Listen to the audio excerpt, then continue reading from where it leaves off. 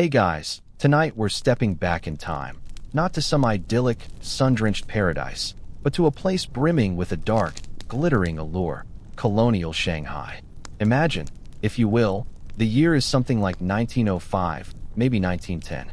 The air is thick, not just with the humidity of the Yangtze River Delta, but with the heady scent of possibility and peril. You're disembarking from a steamer, the gangplank swaying gently beneath your feet as you step onto the Bund, this magnificent waterfront promenade. The city looms before you, a dizzying mosaic of grand European architecture, bustling Chinese junks on the Huangpu River, and the incessant clamor of 1,000 different languages and dialects. Rickshaws jostle for space, coolies strain under impossible loads, and merchants hawk their wares in a cacophony that would make a modern-day Times Square sound like a quiet library. You're here, drawn by the whispers of fortune, the promise of a fresh start in a place where old rules seem to bend and break under the weight of ambition. This isn't just a historical anecdote. It's a journey you're about to undertake, and trust me, you probably won't survive this one intact. So, before you get comfortable, take a moment to like the video and subscribe, but only if you genuinely enjoy what I do here. And hey, let me know where you're listening from and what time it is for you. Now, dim the lights, maybe turn on a fan for that soft background hum, and let's ease into tonight's journey together. You find yourself a stranger in a strange land, your pockets lighter than you'd hoped, but your spirit, for now, remains stubbornly optimistic. The foreign concessions, particularly the international settlement and the French concession, are a world unto themselves, little Europe's transplanted onto Asian soil. Here, British gentlemen sip afternoon tea in clubs that mirror those in London, French ladies stroll boulevards with their parasols, and American businessmen cut deals in high-ceilinged offices. The electric trams clatter past, a symbol of modernity, juxtaposed against the ancient traditions that still hum beneath the surface of this rapidly westernizing city. You find lodgings, perhaps a cramped room in a boarding house just outside the main thoroughfares, or maybe a tiny flat above a noodle shop, the smells of ginger and soy constantly wafting up to greet you. The city hums with an energy that is both exhilarating and overwhelming. You try your hand at various ventures, perhaps as a clerk for a trading company or a low-level assistant in one of the grand European import-export houses. The work is demanding, the hours long, and the competition fierce. You quickly learn that Shanghai, for all its glittering facade, is a city that devours the unwary. The wealth you'd imagined, the easy money you'd heard whispered about in far-off ports, proves elusive. Instead, you encounter a relentless grind, a struggle to merely keep your head above water in this whirlpool of ambition. You see others, those who arrived with grander plans and fatter wallets, slowly succumbing to the city's darker temptations. Some turn to gambling, losing fortunes in the hushed, smoke-filled backrooms of illicit casinos. Others drown their disappointments in cheap rice wine or potent Western spirits. The sheer volume of people, the constant crush of humanity, can feel suffocating. Historians still argue whether the rapid urbanization of Shanghai contributed more to its economic boom or its social decay. It's a fascinating chicken or egg scenario when you think about it. For you, it's just a daily reality. The days are a blur of trying to make ends meet. The evening's a solitary affair, perhaps a walk along the Bund, watching the flickering lights of the foreign ships on the river, or a quiet meal from a street vendor. You observe the bustling nightlife of the foreign elite from a distance, the grand balls, the exclusive clubs, the lavish parties, a world as inaccessible to you as the moon. It's a curious thought, isn't it? How in a city so vast, filled with so many people, one can still feel utterly, completely alone? You might even chuckle to yourself, a wry smile, thinking about how you once believed a change of scenery would magically solve all your problems. If only it were that simple, right? As the novelty of Shanghai's bustling streets wears thin, replaced by the relentless grind of everyday life, a new kind of weariness settles upon you. The initial excitement has faded, leaving a dull ache of disillusionment. You find yourself wandering the labyrinthine alleys after your meager work, seeking a distraction, an escape from the gnawing sense of being an outsider in this glittering, indifferent metropolis. One evening, drawn by a faint, cloying sweetness that cuts through the usual city smells of sewage and spiced food. You find yourself pausing outside a doorway unlike any other. It's a modest building, perhaps 2 stories, tucked away on a quiet side street. Yet an unusual sense of tranquility emanates from within, a stark contrast to the cacophony you've just left behind. There's no grand sign, no neon lights, just a lantern casting a soft, amber glow, illuminating a meticulously carved wooden door. It's an invitation, subtle yet compelling. The air here, in this immediate vicinity, feels different, heavier, perhaps, or simply stiller. It's the kind of quiet that makes you unconsciously lower your voice, as if disturbing it would break some unspoken rule. You push the door open, a soft creak echoing in the sudden silence, and step inside. The transition is immediate and almost disorienting.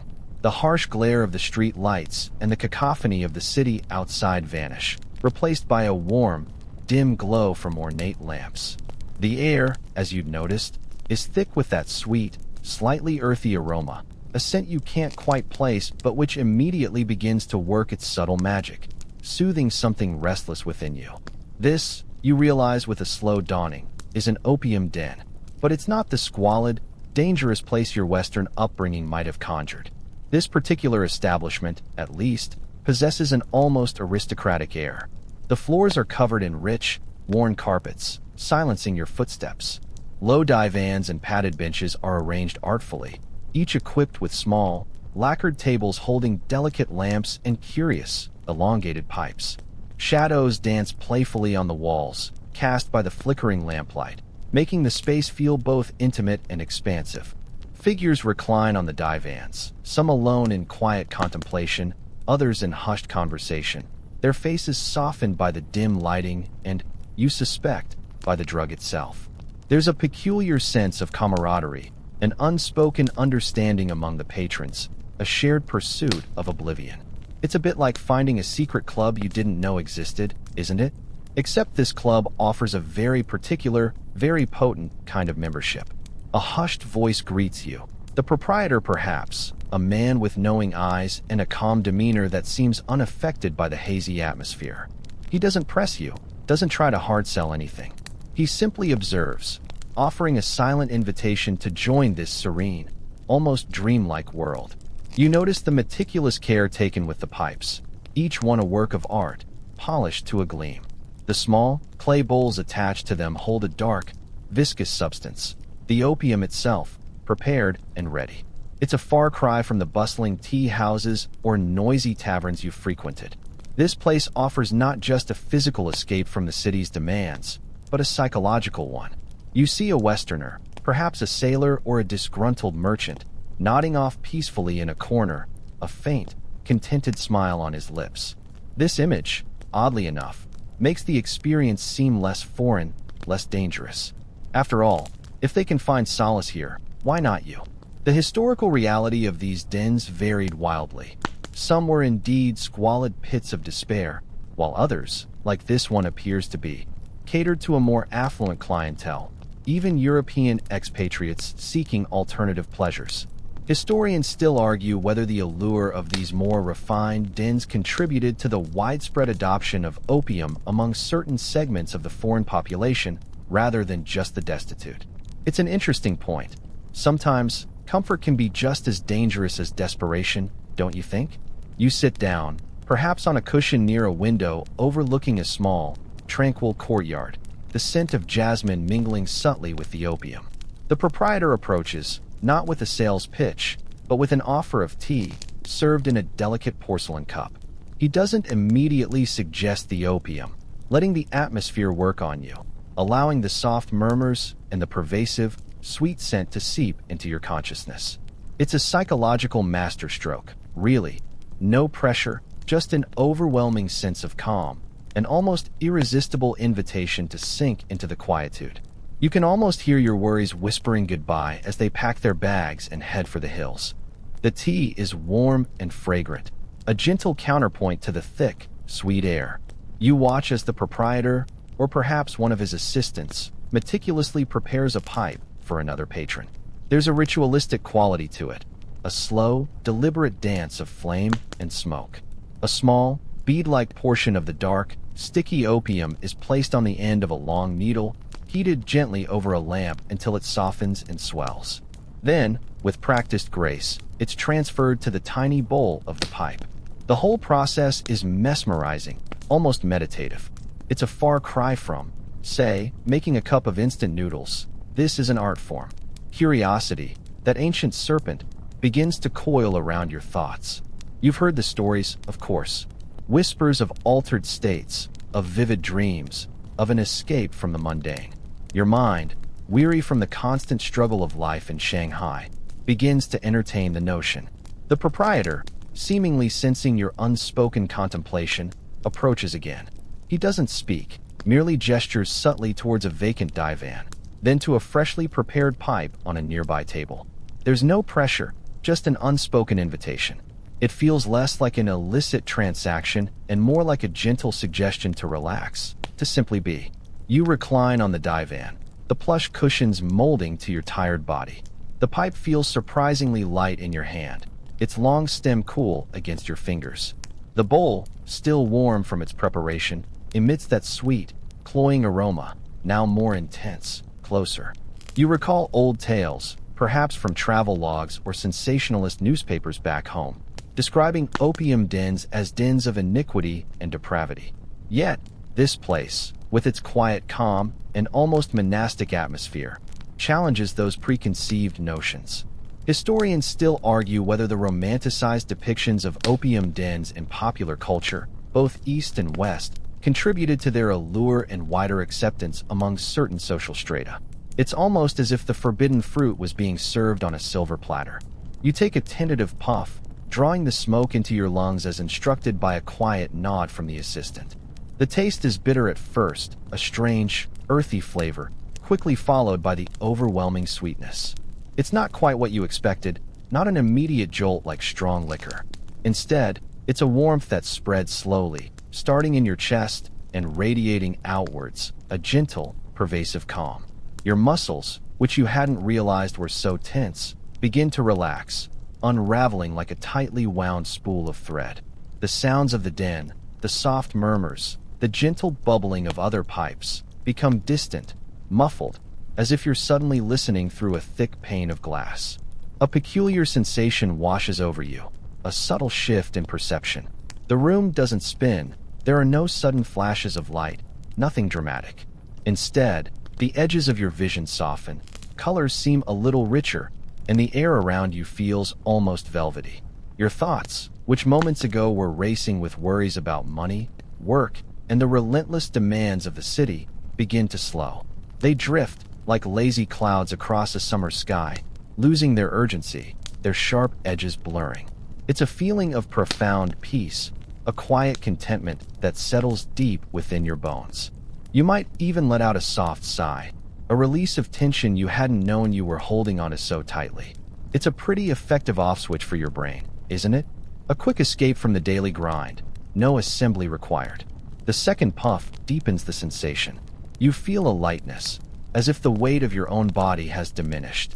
Your limbs feel heavy but pleasantly so, anchored to the divan, yet your mind feels free, floating just above you. You find yourself observing your own thoughts with a detached curiosity, as if they belong to someone else. Memories surface, not with the usual emotional charge, but like old photographs, interesting to examine but not capable of stirring strong feelings. This is the initial embrace of the opium, its gentle deception. It promises tranquility, a reprieve from the harsh realities of life, a soft blanket woven from forgetfulness and fabricated bliss.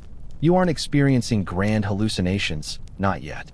This is simply a profound sense of well-being, a quiet joy, a feeling of being utterly, wonderfully at peace.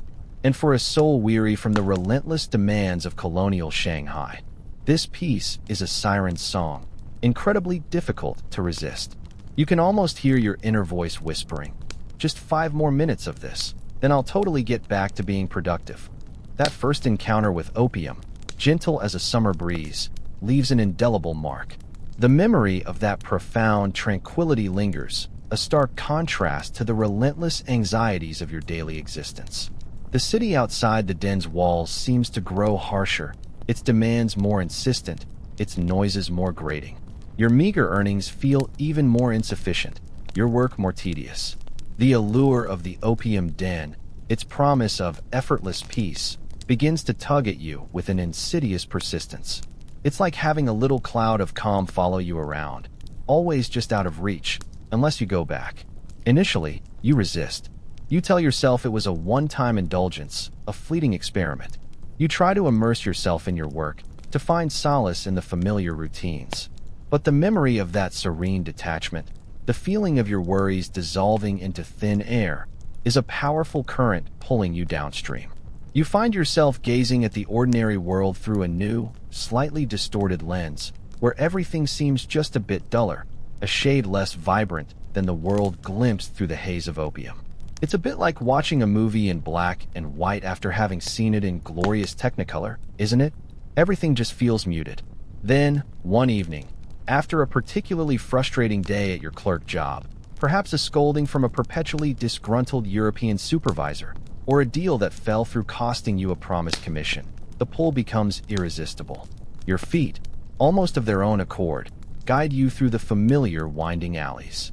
The sweet, earthy scent wafts out to meet you before you even reach the door, a comforting, almost maternal embrace. You step inside, and the immediate hush, the dim, warm light, the reclining figures, all feel like a homecoming. The proprietor, recognizing you, offers a silent, knowing nod, and you find yourself settling onto the familiar divan, the pipe already waiting. This time, the experience is quicker to manifest, perhaps because your body already knows the path, or perhaps because your mind is more receptive, more eager for the escape. The warmth spreads faster, the detachment deeper. You spend hours there, adrift in a pleasant haze, where time ceases to exist in any meaningful way. Your problems, once so pressing, become distant echoes, faint whispers in the wind. You might recall a childhood memory, not with nostalgia or longing, but with a curious, almost academic interest, as if observing someone else's past. This becomes a pattern. At first, it's once or twice a week, a welcome respite from the pressures of colonial life. You rationalize it, telling yourself it's no different from a European gentleman enjoying his nightly brandy, or a Chinese laborer seeking solace in a gambling den. Everyone has their vice, right? You're just picking a rather exotic one. This normalization is a crucial step in the addiction's progression. You still manage your work, still present a semblance of functionality. But the periods between visits begin to feel longer, the outside world more grating, the longing for the den's embrace more acute. The siren song deepens. The initial piece begins to evolve into something more profound, more demanding. You start to crave not just the escape from pain, but the unique, almost dreamlike state that opium offers. You find yourself thinking about it during the day, a subtle itch under your skin, a quiet anticipation that eclipses other thoughts. You might even find yourself planning your day around your next visit, subtly adjusting your work schedule or cutting short social engagements that once held some appeal. It's not just a casual indulgence anymore. It's becoming a necessity. Mainstream historical fact. Opium addiction in colonial Shanghai was not confined to any single social class or ethnicity. While initially introduced largely by Western powers, its use spread rapidly through Chinese society and among foreign expatriates alike, lured by the promise of escape, pleasure, or pain relief. It became a pervasive force, intertwining with the city's economic and social fabric. A quirky tidbit you might find interesting is that in some upper-class opium dens, there were even professional pipe attendants who specialized in preparing the opium and handling the pipes, ensuring the most refined experience for the smoker. They were like the sommeliers of the drug world, if you will. Historians still argue whether the British East India Company's aggressive promotion of opium cultivation and trade in India, and its subsequent importation into China, was primarily an economic strategy or a deliberate act of geopolitical subjugation. Regardless of intent, the outcome was devastating for millions. And for you, it's becoming devastatingly personal. The subtle whispers of the drug are turning into a persistent hum, and you're finding it increasingly difficult to tune out. The honeymoon period with opium, if it can be called that, quickly draws to a close. What began as a soothing escape, a gentle lullaby for your weary mind, slowly morphs into a demanding master. You find yourself spending more time in the den, the initial visits of once or twice a week escalating to almost daily pilgrimages. The subtle cravings become sharp, insistent pangs. You wake each morning with a dull ache, a vague sense of unease, which only dissipates with the first puff of the sweet, acrid smoke. It's like your body has developed a secret language, and it's screaming for its fix. The physical manifestations begin subtly, almost imperceptibly at first. You might notice a persistent dry cough, a slight hoarseness in your voice that you attribute to the damp Shanghai air. Your appetite diminishes, and meals become an afterthought, quickly devoured or simply skipped in favor of another visit to the den. You might chuckle, thinking about how you used to meticulously plan your meals, worrying about nutrition. Now, a bowl of rice or a few dumplings are just fuel, barely registering on your radar. Who needs balanced meals when you have pure, unadulterated bliss, right? Your appearance starts to change. The vibrant spark in your eyes, once dulled by the city's pressures, now seems extinguished entirely, replaced by a vacant, distant gaze. Your skin, once relatively healthy despite the rigors of your life, takes on a sallow, almost translucent quality. Bags begin to form under your eyes, dark crescents that deepen with each passing day. Your clothes, once somewhat neat, become disheveled, often stained, a telltale sign of neglect. You might catch a glimpse of yourself in a shop window and barely recognize the gaunt, hollow-eyed reflection staring back. It's a bit like seeing a photo of yourself from a few years ago and thinking, wow, who was that energetic person? Your body, once a dependable vehicle, begins to betray you. The energy that once allowed you to trudge through the crowded streets of Shanghai, to endure long hours of work, simply drains away. You feel constantly fatigued, a bone-deep weariness that no amount of sleep seems to alleviate. Simple tasks become Herculean efforts. Climbing a flight of stairs leaves you breathless. Walking more than a few blocks feels like a marathon. Your movements become slower, more deliberate, as if you're navigating through thick molasses. This physical decline begins, not with a dramatic collapse, but with a slow, creeping erosion of your vitality. A mainstream historical fact about the physical effects of opium addiction: chronic opium use severely debilitated the body. It caused extreme weight loss, a characteristic sallow complexion, chronic constipation, and a general wasting away of muscle mass. Users often developed a distinctive opium cough and respiratory issues due to the inhalation of the smoke. It wasn't exactly a health fad. A quirky tidbit: some desperate addicts in Shanghai would even try to extract any residual opium from the ash of already smoked pipes, a process known as digging for gold, highlighting the extreme lengths they would go to satisfy their cravings. Historians still argue whether the medical community of the time fully grasped the extent of opium's physiological impact, or if their understanding was clouded by cultural biases and the sheer economic power of the opium trade. You try to ignore these changes, to brush them off as mere tiredness or the effects of the tropical climate.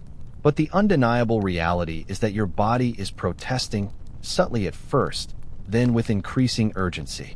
Your hands might develop a slight tremor, especially in the mornings before your first pipe. Your joints ache, and a persistent chill seems to cling to you, even on warm days. You might even find yourself shivering uncontrollably at times, a strange, internal coldness that only the warmth of the opium smoke seems to banish. You're becoming a shadow of your former self, a silent testament to the drug's encroaching power. The gentle lullaby has morphed into a relentless drumbeat, and your body is marching to its increasingly demanding rhythm. As your physical form wastes away, your financial situation begins to follow suit, spiraling downwards with alarming speed.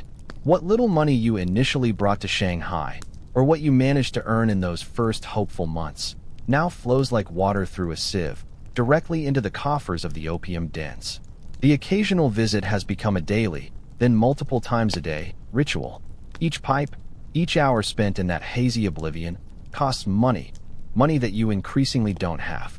You start by dipping into your meager savings, the small reserve you'd carefully built up for emergencies or for that eventual dream of a comfortable life. You tell yourself it's temporary, a necessary expense to manage the increasing discomfort you feel when the drug's effects begin to wane. You might even laugh a hollow laugh at your past self, so careful with pennies, now throwing away fortunes for fleeting moments of peace. Saving for a rainy day, you might scoff. Every day is rainy when you're sober. The cost isn't just the price of the opium itself.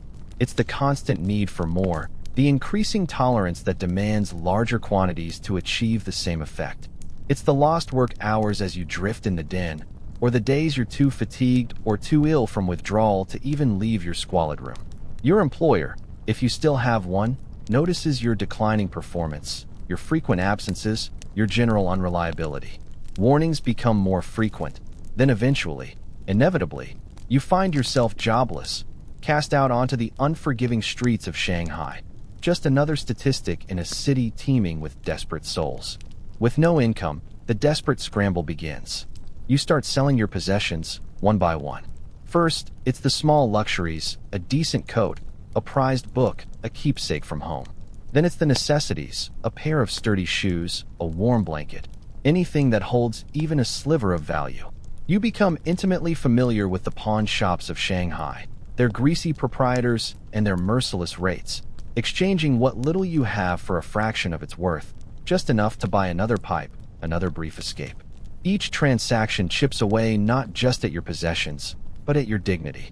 You might even develop a nervous tic, constantly glancing over your shoulder, convinced someone is watching your slow, pathetic descent. This financial ruin looms large, casting a grim shadow over every waking moment when you're not under the influence. The shame burns, a hot coal in your gut, especially when you recall the earnest hopes you held upon arriving in this city. You see others like you, gaunt figures haunting the periphery of the opium dens, their eyes reflecting the same desperate hunger. They are living testaments to the trajectory you are now on, a future you dimly perceive but feel powerless to alter. A mainstream historical fact. For many, particularly Chinese laborers, opium addiction led directly to destitution. Families would sell their land, their homes, and even their children into servitude to pay for their or a family member's habit, highlighting the devastating economic ripple effect beyond the individual. A quirky tidbit: some desperate addicts would resort to opium dross, the residue left after smoking, which was cheaper and still contained some active alkaloids, though its effects were weaker and even more physically damaging. It was truly scraping the bottom of the barrel. Historians still argue whether the widespread availability of opium at incredibly low prices, often deliberately kept so by traders, was a more significant factor in the rapid spread of addiction than the inherent addictive nature of the drug itself. For you, the debate is moot. The price is irrelevant when the craving is absolute. You're trapped in a vicious cycle. The more you smoke, the less you earn. The less you earn, the more desperate you become, pushing you further into the clutches of the drug. Your pockets are empty, your prospects are nil, and the only thing that offers any respite is also the very thing that's bleeding you dry. As your finances evaporate and your body deteriorates, a far more insidious decay sets in: the erosion of your connections to the outside world. The people who once mattered, friends, acquaintances, perhaps even distant family members who knew you were in Shanghai, begin to recede, their forms blurring like faint photographs in your memory. You simply don't have the energy or the inclination for them anymore. The only relationship that truly holds your attention is the one with the pipe, that dark, comforting presence. At first, you might make excuses. You're busy with work, you're not feeling well, you have other engagements. Your letters home become less frequent, then stop entirely. The thought of writing a cheerful, reassuring note feels like an insurmountable burden, a cruel joke when your reality is anything but cheerful. You can almost hear your mother's worried voice in your head, asking if you've eaten enough, if you're sleeping well. You might even crack a grim smile.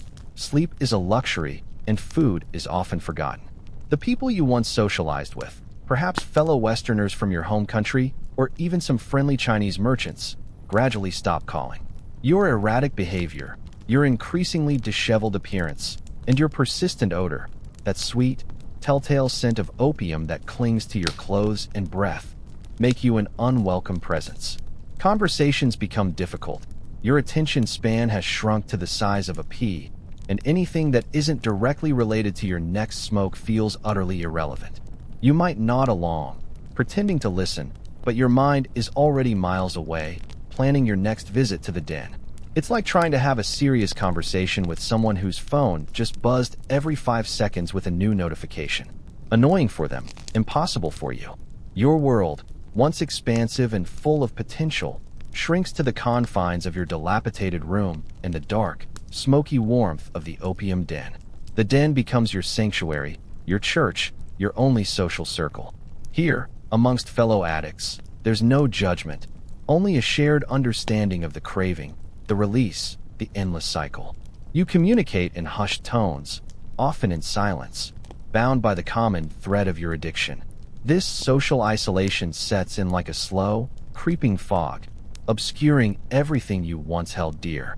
Mainstream historical fact: opium addiction profoundly disrupted social structures, isolating individuals from their families and communities. The shame and stigma associated with addiction, coupled with the user's withdrawal from daily life, often led to complete ostracization. A quirky tidbit: some desperate addicts would share pipes, not out of camaraderie, but simply to reduce individual cost, forming strange, ephemeral bonds based solely on the shared pursuit of the drug, which could sometimes even lead to the spread of disease. Historians still argue whether the social fragmentation caused by widespread opium addiction contributed more significantly to China's weakening as a nation during this period, or if it was merely a symptom of deeper political and economic instability. You might occasionally feel a flicker of loneliness, a pang of regret for the life you've lost, the connections you've severed. But these feelings are quickly drowned out by the overwhelming desire for the drug, or simply by the sheer exhaustion of your physical state. Your mind, too, is becoming accustomed to this solitude, finding a strange comfort in its insular existence. The thought of engaging with the vibrant, demanding outside world feels utterly exhausting, almost painful. Why bother with the complexities of human interaction when blissful oblivion is just a pipe away? You're becoming a ghost in your own life, moving through the periphery, seen by few, understood by none, except perhaps the quiet, knowing eyes of the den's proprietor. With social ties severed and your body a failing vessel, the single, all-consuming drive now is the acquisition of opium. Your meager possessions are gone, pawned for pennies on the dollar. Your pride, once a faint flicker, has been entirely extinguished by the relentless craving. The moral compass that once guided you has been twisted beyond recognition, pointing always towards the nearest pipe. This is where the desperate search for funds truly begins, a descent into acts you once would have considered unthinkable. You start by begging. It's humiliating, of course. You approach other Westerners on the bond, perhaps someone who looks prosperous, a gentleman in a crisp suit, or a lady with a fine parasol. You might stammer out a fabricated tale of woe, a lost wallet, a stolen trunk, a sudden illness. Your gaunt appearance lends credibility to your lies, even as their eyes register a mixture of pity and disdain. Sometimes, a few coins are tossed your way, a mere pittance, barely enough for a single puff. Each rejection stings, but the craving burns hotter, overriding any lingering sense of shame. You'd probably rather wrestle a crocodile than ask for money. But here you are, a master of the art of the pitiful plea. When begging proves insufficient, or your face becomes too familiar in certain districts, you turn to petty theft. It starts small, almost impulsively. A wallet left unattended on a cafe table, a package carelessly discarded, a small trinket from an open market stall. Your heart pounds in your chest, a frantic drumbeat of fear and adrenaline. But the promise of the drug silences all other considerations. You become adept at blending into the shadows, a ghost drifting through the crowded streets, observing, waiting for an opportunity. Each successful snatch provides a fleeting sense of triumph, quickly overshadowed by the urgent need to convert your ill-gotten gains into smoke. Mainstream historical fact: many opium addicts, particularly those from impoverished backgrounds, resorted to petty crime, theft, and even prostitution to support their habits. This wasn't merely a moral failing, but a direct consequence of the overwhelming physical dependency created by the drug. A quirky tidbit: some desperate addicts would even steal from other addicts, leading to a strange, internal economy of theft and exploitation within the dens or their immediate vicinity. It was a dog-eat-dog world, or perhaps more accurately, a ghost-eat-ghost world.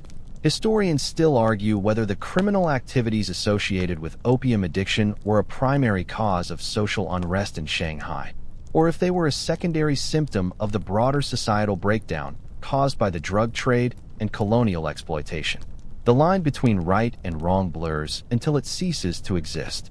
You might consider becoming an informer for a gang, betraying someone for a few coins, or even selling yourself for a night, the ultimate degradation.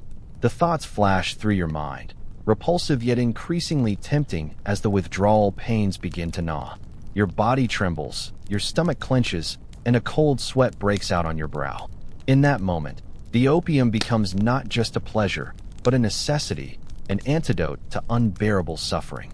Anything, absolutely anything, becomes justifiable if it leads to that blessed relief.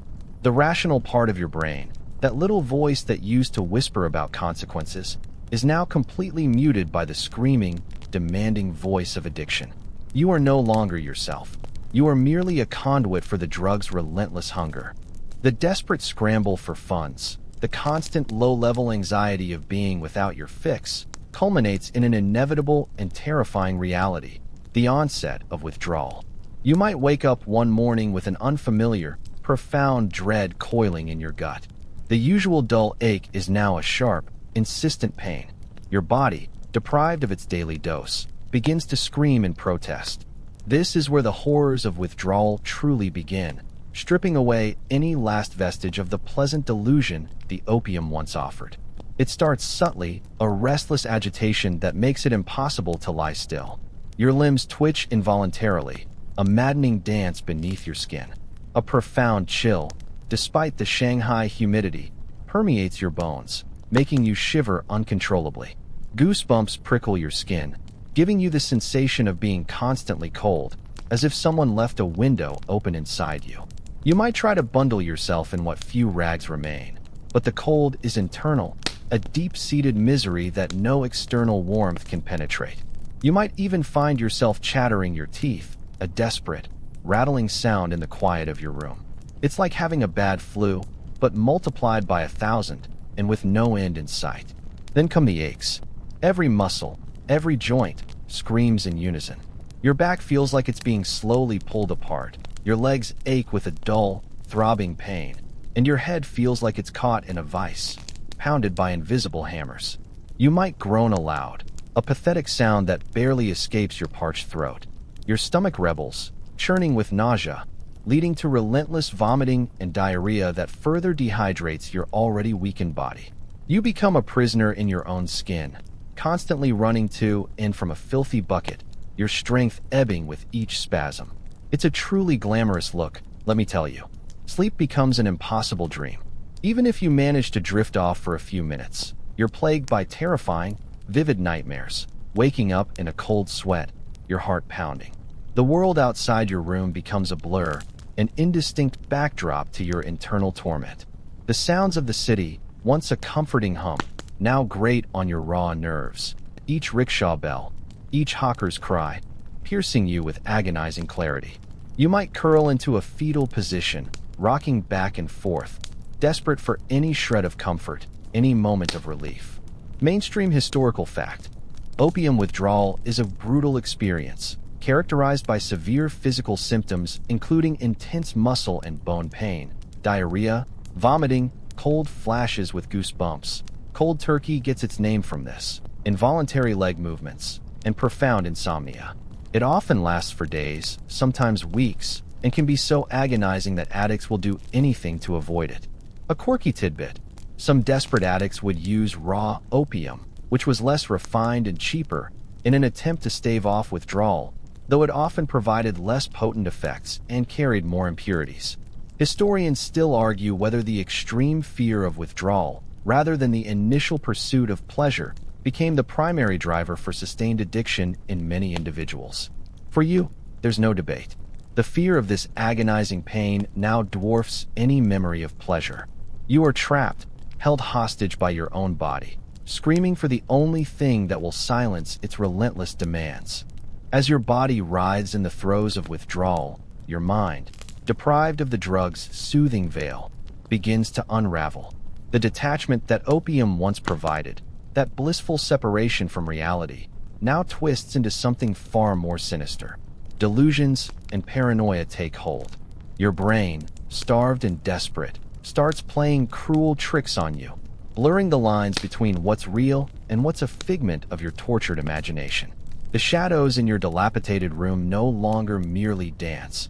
They contort into menacing figures, whispering your name, their eyes glowing with malevolent intent. The creaks and groans of the old building, once ignorable, transform into the sounds of footsteps approaching, of hushed conversations just outside your door, always about you. You might convince yourself that the proprietor of the den, or perhaps even former friends, are conspiring against you, talking about your pathetic state, plotting to take what little you have left. It's a bit like living in a low-budget horror movie where you're the star, and every sound is the killer approaching. You become intensely suspicious of everyone and everything. A knock at the door, even a gentle one, sends a jolt of terror through your emaciated frame. Is it a debt collector? A law enforcement officer looking to enforce some obscure colonial ordinance against vagrancy or theft?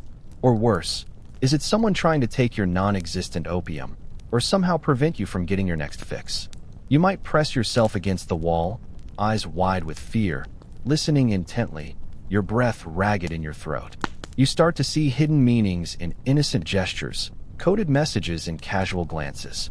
A child pointing at a toy might be seen as a direct accusation, a sign that they know your secrets. The visual hallucinations begin subtly, perhaps a fleeting glimpse of something in your peripheral vision that vanishes when you turn your head. But they quickly intensify. Spiders scuttle across the floorboards, only to disappear when you try to stomp on them. Phantom insects crawl under your skin, making you claw at your flesh in a frantic, futile attempt to dislodge them. You might see shimmering, distorted faces in the patterns of the damp walls, their features twisting into grotesque caricatures of people you once knew, or terrifying strangers. The air itself seems to shimmer, populated by unseen entities that hover just beyond your grasp, mocking your torment. Mainstream historical fact: severe opium withdrawal, especially in chronic users, could lead to intense psychological symptoms including acute anxiety, paranoia, vivid hallucinations, often tactile or visual, and even psychosis. These mental disturbances compounded the already extreme physical suffering. A quirky tidbit you might find rather grimly amusing: some addicts reported seeing opium fairies or demons during their withdrawal, a sort of grim supernatural side effect of their agony. Historians still argue whether the prevalence of these psychological symptoms indicates a deeper neurological impact of opium, or if they were largely a manifestation of the intense fear and deprivation experienced during withdrawal. For you, the source of the terror is irrelevant. All that matters is the suffocating, inescapable reality of a mind turned against itself, a prison of your own making, amplified by the absence of the very thing that created it. You are utterly, terrifyingly alone with your demons, and they are legion. While your personal world collapses into a terrifying maelstrom of physical agony and mental delusion, it's crucial to remember that your individual tragedy is unfolding against a much larger, more sweeping backdrop: the shadow of the opium wars. You, a lone, desperate addict in a squalid Shanghai room, are but a single, agonizing ripple in a vast, historical tidal wave. This isn't just about your craving. It's about empires, trade, and the ruthless exploitation that shaped an entire era. Imagine, if you can, through your haze of torment, the historical context. For decades, Western powers, primarily Great Britain, had been desperate to balance their trade deficit with China.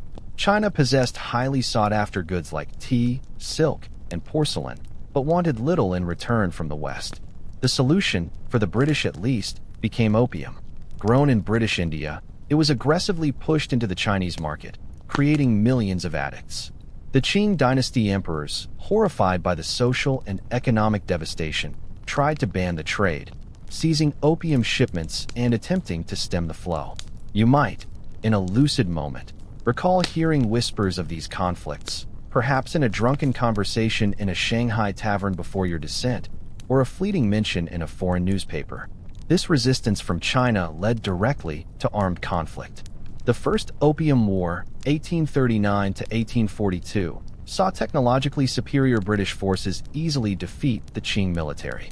The Treaty of Nanking, which followed, was a humiliation for China, forcing them to open up 5 treaty ports to foreign trade, including Shanghai, and to cede Hong Kong to the British. It also, crucially, did nothing to stop the opium trade. In fact, it essentially legitimized foreign access to Chinese markets, allowing opium to flow even more freely. You could almost hear a cynical chuckle from some distant British merchant, saying, "Well, if they won't buy our wool, they'll certainly buy our medicine." Then came the Second Opium War, 1856 to 1860, a joint Anglo-French effort, further deepening China's subjugation. More ports were opened, foreign legations were established in Beijing, and foreigners gained significant legal and economic privileges within China, including the right to travel freely and conduct business. This meant that dens like the one you frequented, and the insidious trade that fed them, were not merely tolerated but were, in many ways, protected by foreign guns and treaties. You are not just a victim of a drug. You are a victim of a system, a cog in the vast, brutal machinery of colonial expansion and economic imperialism. Mainstream historical fact: the Opium Wars were pivotal moments in Chinese history, marking the beginning of what China refers to as the Century of Humiliation, a period of intense foreign intervention and exploitation that profoundly shaped its future. A quirky tidbit: during the Opium Wars, some Chinese soldiers were reportedly so addicted to opium that they would smoke it even on the battlefield, severely impairing their fighting ability. Imagine trying to charge into battle when all you can think about is a warm pipe and a nice lie down. Historians still argue whether the Qing dynasty's stubborn adherence to traditional isolationist policies or the overwhelming military and economic might of the Western powers was the more significant factor in China's defeat in these wars. For you, the debate is academic. All you feel is the crushing weight of a habit born from that very conflict, a direct legacy of those distant, thunderous battles. The historical forces that brought opium to China have now brought you to your knees. The grand, sweeping historical forces that allowed opium to flood China also fostered an environment of chilling indifference to its human cost. As you lie shivering in your squalid room, battling the terrifying demons of withdrawal, you become acutely aware of the colonial indifference and exploitation that surrounds you, a vast, unfeeling machine that cares nothing for your individual suffering. Look around Shanghai. The grand foreign concessions, with their manicured lawns, exclusive clubs, and imposing consulates, stand in stark contrast to the squalor where you now reside. The wealthy European merchants and diplomats, the very people who benefited immensely from the trade that brought opium to these shores, live lives of extravagant comfort. They might decry the opium problem in polite company, perhaps even fund a small, ineffectual anti-opium society, but their fortunes were often built, directly or indirectly, on the misery of millions. You might think, in a moment of bitter clarity, that their crocodile dung sunscreen, or whatever absurd luxury they dab on their faces, probably costs more than your daily food budget. The colonial powers, whether British, French, or American, saw China primarily as a market to be exploited and a territory to be carved up. The Chinese people, and by extension, their suffering, were often viewed through a lens of racial superiority and economic calculation. Addicts like you, whether Chinese or foreign, were often dismissed as morally weak, a regrettable byproduct of a necessary trade. There was little genuine empathy, and even less practical assistance. Hospitals for Westerners were often exclusive and expensive, and facilities for Chinese addicts were rudimentary at best, often run by missionaries with limited resources. You are not seen as a human being in distress, but merely a statistic, a consequence, a living testament to the efficacy of a profitable, if morally dubious, product. The systems in place, the foreign-controlled customs, the gunboats patrolling the rivers, the extraterritoriality that placed foreigners above Chinese law, all serve to protect the very trade that consumed you. There's no government agency coming to rescue you, no compassionate official reaching out a hand. You are on your own, adrift in a sea of indifference.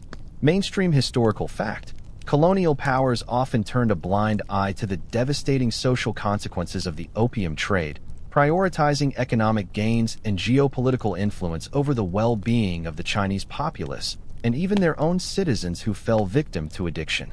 A quirky tidbit: some Western firms operating in Shanghai even provided opium to their Chinese workers as part of their wages, effectively ensuring a dependent, compliant, and deeply addicted labor force. Talk about a benefits package. Historians still argue whether the colonial powers' perceived civilizing mission in China was genuinely intended to bring progress, or if it was merely a convenient justification for economic and territorial expansion, with the opium trade serving as a brutal, pragmatic tool. For you, the debate is a cruel joke. You are the direct, painful answer to that question, a living testament to the brutal realities of that mission. The vast, unfeeling machinery of colonial power continues to grind on, utterly oblivious to the agony of one more life it has crushed. In the darkest depths of your agony, amidst the swirling paranoia and the relentless physical torment, a faint, almost imperceptible flicker of light appears. It's not a hallucination this time, but a memory, a fleeting echo of a life before the opium, a time when possibilities seemed limitless. This is a glimmer of hopeless hope, a desperate, fleeting thought of escape that arises from the very pit of your despair. You might, for a moment, remember the crisp air of your homeland, the faces of loved ones, the simple joy of a meal shared without the gnawing emptiness of addiction. The memory is sharp, piercing through the haze of your current suffering, and for a fleeting second, it ignites a spark. What if you could somehow break free? What if there was a way out of this living hell? You might even try to sit up, a surge of adrenaline momentarily overriding the weakness in your limbs. The thought, however impossible, feels like a lifeline, something to cling to in the vast ocean of your misery. It's like finding a single, lonely sunflower growing in a vast, desolate desert. Perhaps you recall a distant rumor of a missionary hospital that offered help, or a whisper of a ship leaving for home. The idea, no matter how remote, brings with it a surge of desperate energy. You might even envision yourself clean, healthy, perhaps even reconciled with the life you lost. You could almost feel the sun on your face, the wind in your hair, the joy of being truly free from this suffocating addiction. It's a powerful image, a tantalizing mirage in your personal wasteland. But just as quickly as it appears, this glimmer begins to fade, suffocated by the overwhelming weight of your circumstances. The reality of your emaciated body, your empty pockets, your shattered reputation, crashes down upon you with brutal force. How would you even get out of this room, let alone out of Shanghai? Who would help you, a pathetic, shivering addict, when everyone else has long since abandoned you? The ship for home seems impossibly far away, an unreachable fantasy. The missionary hospital is a cruel jest, too distant, too expensive, or simply beyond your physical capabilities to reach. You might even laugh, a dry, rasping sound, at your own foolishness for even daring to hope. Hope? You might wheeze. That's a luxury I can't afford right now. Mainstream historical fact: while there were some attempts to provide treatment for opium addiction in colonial Shanghai, particularly by missionary organizations, these were severely limited in scope, funding, and effectiveness, especially for the vast number of poor addicts. Recovery was a long, arduous process, often requiring significant resources and willpower that few possessed.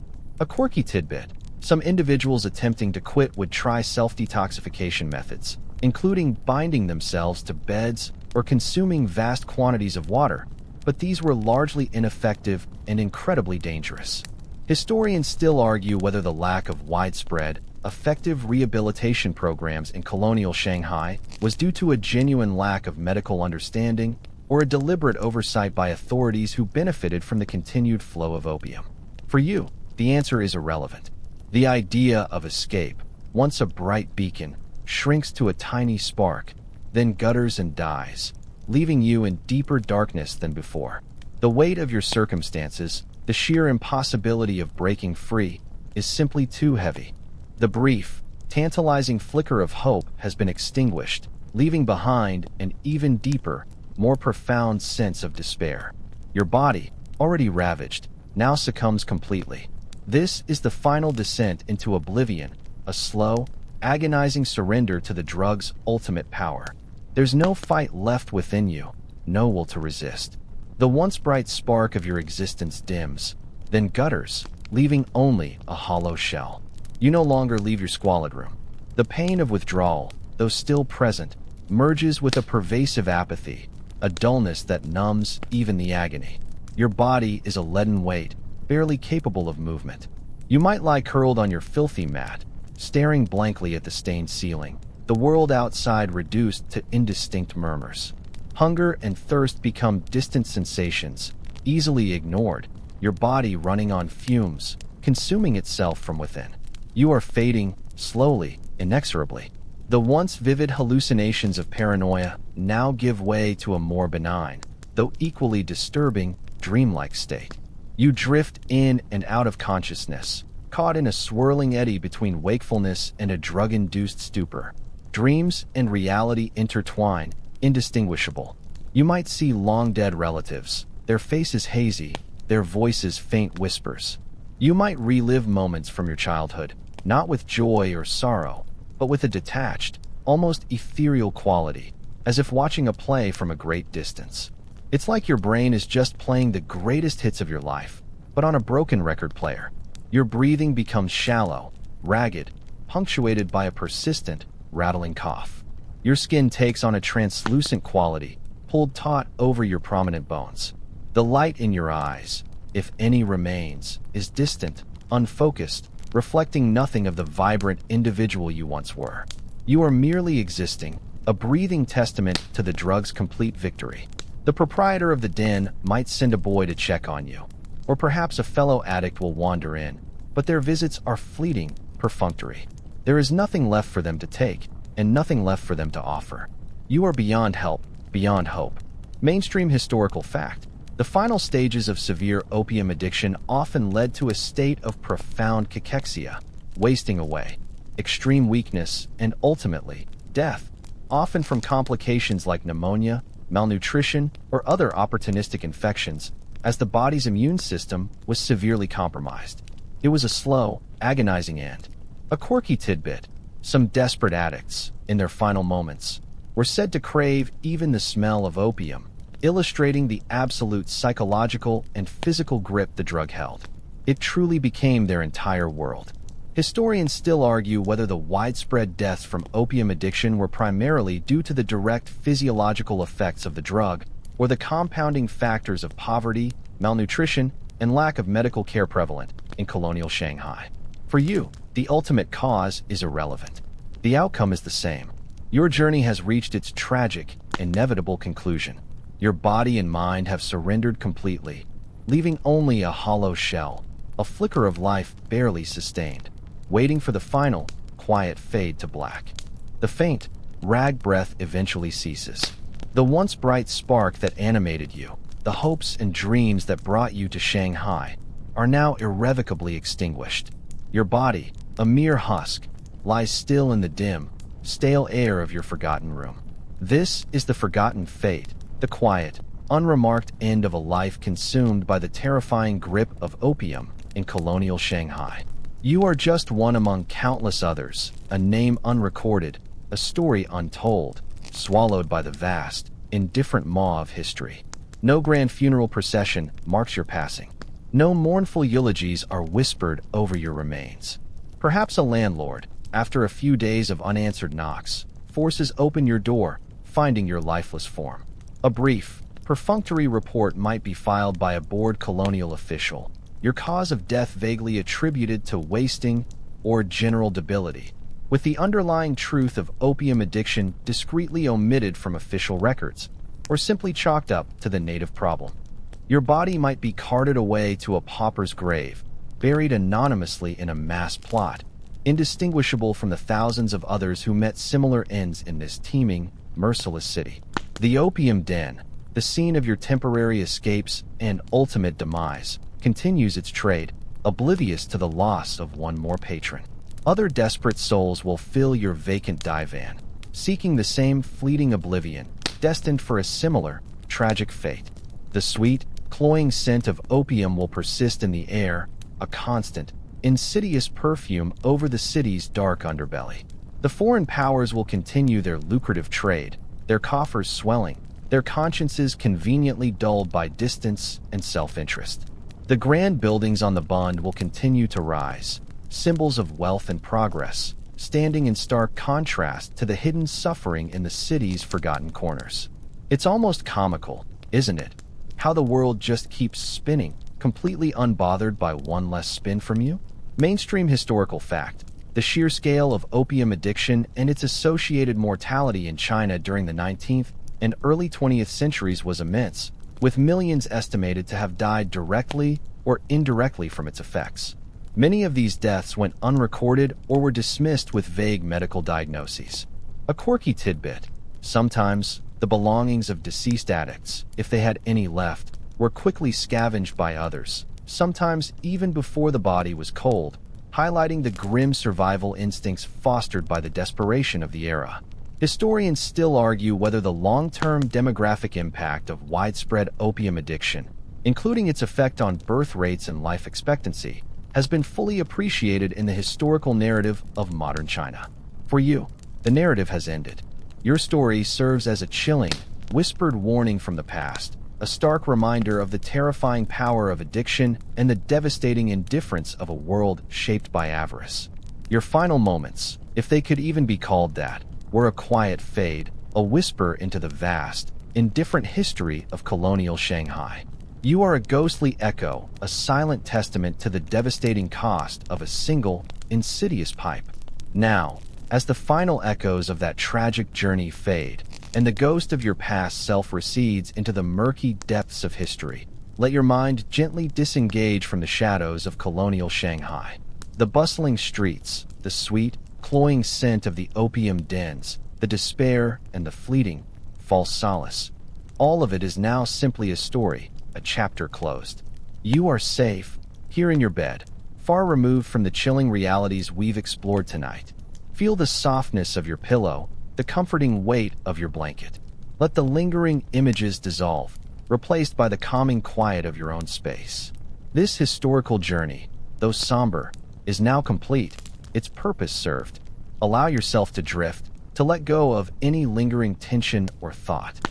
The darkness outside your window is a friend, a gentle blanket ushering in rest. All the historical facts, the debates, the human suffering, they belong to the past, tucked away in the archives of memory. There is nothing left to hold on to, nothing to worry about. Just quiet, just peace,